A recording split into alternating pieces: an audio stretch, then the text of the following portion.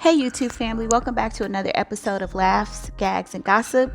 And before we get into these R. Kelly updates, do me a favor and please hit that like button, the notification bell to subscribe to the station, and also please remember to leave a comment. So R. Kelly's crisis manager, Darrell Johnson, appeared today on the CBS morning show with Gayle King, and they discussed R. Kelly's current condition. And basically, he went on to talk about the fact that R. Kelly is in isolation. He's not in the general population. He wanted to be in isolation because he was fearful. He's afraid that somebody will try to harm him. Remember, he can barely read, so he can't read books. He doesn't have television. So I'm sure it's pretty hard for him. Darrell Johnson said that he is fearful that R. Kelly, he didn't say suicidal, but that he was fearful that he might try to harm himself, but he didn't really elaborate on that. So when you think about him being in this situation, being in prison in this 6x6 room, I understand he requested a larger room, and he also wants a laptop so that he can work on his music.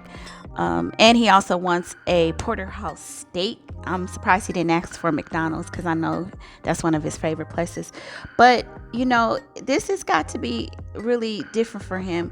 He doesn't have his Hennessy, his little drink, his cigars, all the things that his coping mechanism. So, when people go into situations like this, they kind of go through detox and withdrawals from some of the vices that we have. So I'm sure this is really hard, as it is for any person who's incarcerated, but especially him, a person who's used to having an entourage to enable them and allow them to do whatever they want.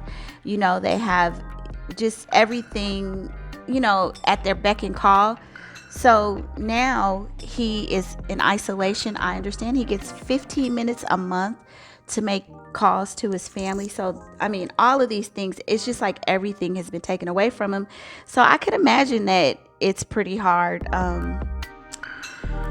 Darrell Johnson, he went on to talk about the fact that, his inability to read. And I've read other places that he's having difficulty even dealing with simple things such as the commissary. How does he select things, because he can't read them. So in his isolation, without even being able to read articles, no television, no music, this man is really probably facing his demons, and I'm sure it is very hard.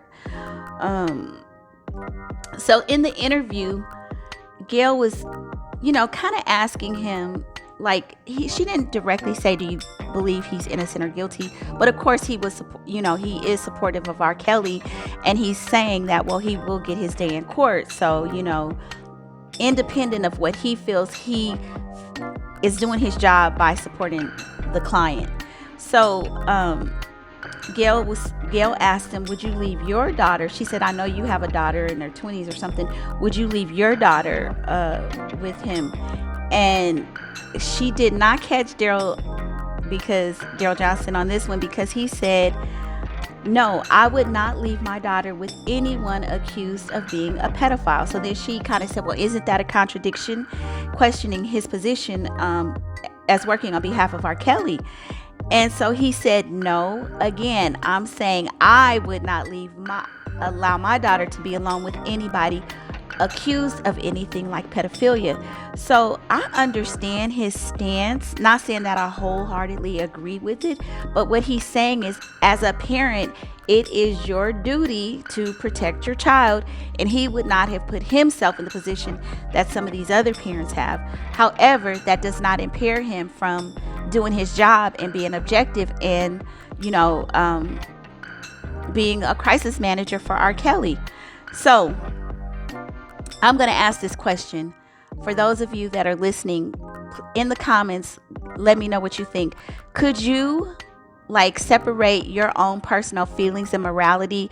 If you, his stance is that I wouldn't allow my kid to be alone with the person. However, I can still do my job because, that's what he's supposed to do. Could you separate, if you thought somebody was possibly guilty, could you separate your personal morals and do your job and be objective just for a check?